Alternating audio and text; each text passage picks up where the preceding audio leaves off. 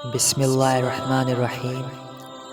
Sa'id bin Jubair ibn Abbas, in the explanation of the statement of Allah Ta'ala, "Move not your tongue concerning the Qur'an, O Muhammad, to make haste therewith," said, Allah's Messenger used to bear the revelation with great stress and hardness, and used to move his lips quickly with the revelation.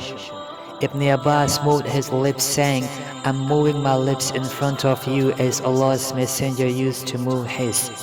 Sayyid moved his lips, saying, "I'm moving my lips as I have seen Ibn Abbas moving his."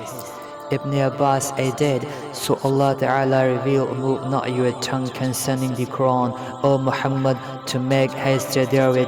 It is for us to collect it and to give you, O Muhammad, the ability to recite it, the Qur'an,' which means that Allah will make him, the Prophet ﷺ, remember the portion of the Qur'an which was revealed at that time by heart and recite it."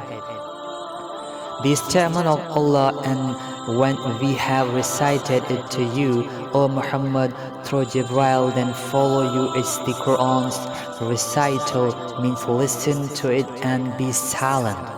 "Then it is for us, Allah, to make it clear to you," means then it is for Allah to make you recite it, and its meaning will be clear by itself through your tongue.